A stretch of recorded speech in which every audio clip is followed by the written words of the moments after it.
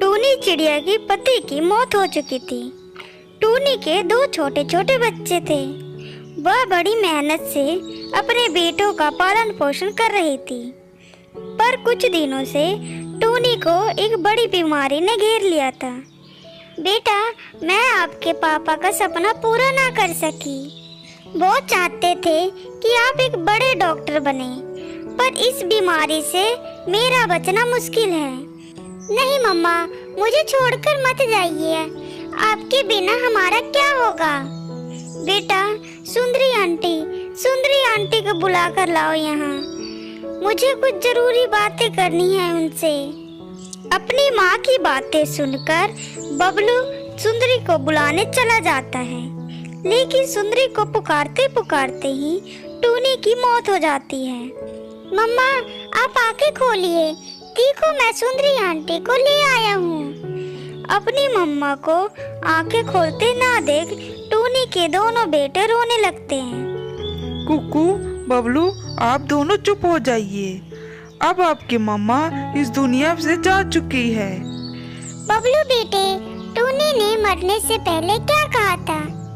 सुंदरी aunty, मम्मा बस आपका नाम पुकारते पुकारते ही मर गई। बस कह रही थी सुंदरी आंटी को बुला लाओ। बबलू की यह बात सुनकर तो सुंदरी कौवे के पसीने छूटने लगे और वह कालू कौवे से कहती है, चलिए कालू जी यहाँ से, मेरी तबीयत कुछ ठीक नहीं लग रही है। लगता है वैद्य से दवाई लेनी पड़ेगी। ऐसा कहकर सुंदरी कौवी कालू कौवे को लेकर वहाँ से चली जाती है। सुंदरी जी, आखिर क्यों? टूनी ने मरते समय आपको याद क्यों किया? ऐसी क्या बात थी जो टूनी सिर्फ आपसे करना चाहती थी? कालू जी, मैं आपको सब बताती हूँ। अपने पति के मौत के बाद टूनी हमारे घर आई थी और बोल रही थी, सुंदरी बहन, ये मेरी शादी के गहने और मेरे पति के कमाए हुए पैसे हैं। तो टूनी बहन, इन्हें मेरे पास क्यों लेकर आई हो? सुंदरी बहन, आपको तो पता है सब। अब मैं घर में से बाहर काम पर जाती हूँ और अभी मेरे दोनों बच्चे बहुत छोटे हैं, तो इन्हें आप अपने पास संभाल के रख लीजिए। जब मुझे इनकी जरूरत होगी तब मैं आपसे ले जाऊंगी। ये तो तुमने बहुत अच्छा किया जो इतने गहने जेवर मेरे पास ले आई। तुम बेफिक्र होकर काम पर जाओ, ये गहने मेरे पास सुरक्षित हैं। धन्यवाद सुंदरी बहन, आपने तो मेरी सारी चिंताएं दूर कर दी। तो बस इसलिए कालू जी, टूनी मेरे से बात करना चाहती होगी। तो सुंदरी जी, आपने मुझे पहले क्यों नहीं बताया? और अब इन गहनों और रुपए के बारे में आप क्या सोच रही हो? सोचना क्या है कालू जी, टूनी तो मर चुकी है और ये गहने की बात हम दोनों के सिवाय किसी को नहीं पता। कालू और सुंदरी को तो टूनी के गहनों पर लालच आ जाता है और वह सब अपने पास ही रख लेते हैं। और इधर कुक्कू और बबलू अपनी माँ को याद करके रोते रहते हैं। भैया, बहुत भूख लगी है, घर में भोजन का एक भी दाना नहीं है। मम्मा का जमा किया हुआ सारा भोजन खत्म हो गया है। छोटी, तू चिंता मत कर, मैं अभी तेरे लिए भोजन लेकर आता हूँ।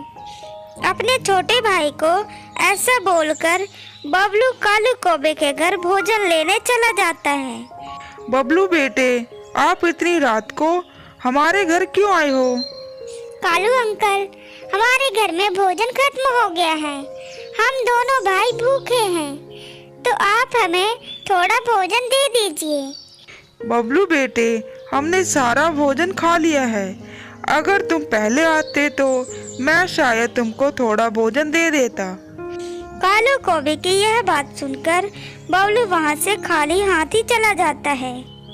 आगे भैया, मुझे आपके बिना बहुत डर लग रहा था और बहुत भूख भी लगी है। और भोजन कहाँ है?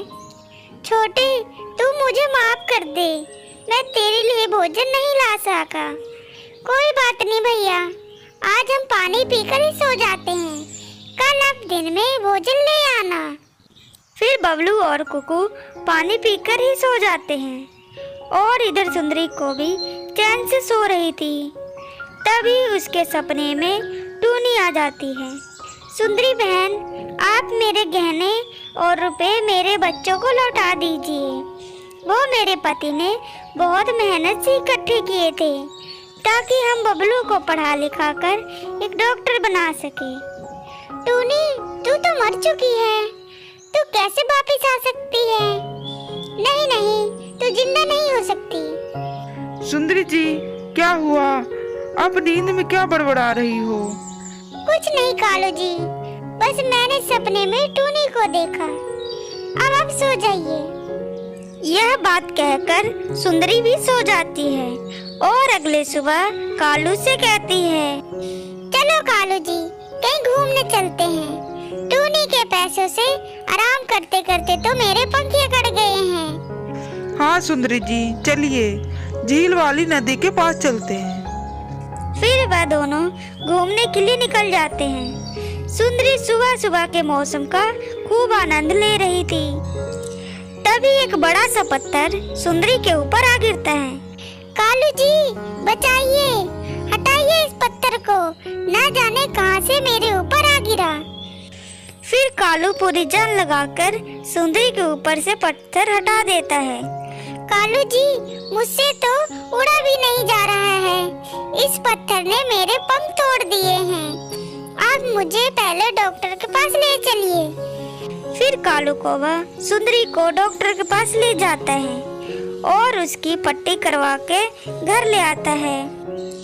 परंतु जब वह अपने घर को देखते हैं तो हाय हाय कालू जी, हमारा घर तो जल रहा है, ये आग कैसे लगी? मुझे क्या पता सुंदरी, मैं तो आपके ही साथ था। उसका सारा घर जल रहा था, पर जैसे तैसे कालू आग को बुझा देता है और वो घर के अंदर चले जाते हैं।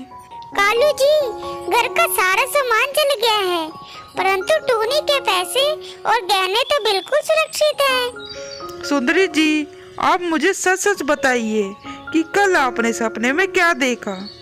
फिर सुंदरी टूनी की एक एक बात कालू कौवे को बताती है और तभी वहाँ पर एक आवाज होने लगती है, मेरे गहने और रुपए मेरे बच्चों को वापस लौटा दीजिए, वरना इस बार मैं तुम दोनों को जिंदा नहीं छोड़ूंगी। ये तो टूनी की आवाज है। सुंदरी, जल्दी से बक्सा उठाइए और हमें बबलू और कोको को ये दे आते हैं, वरना टूनी मुझे जिंदा नहीं छोड़ेगी।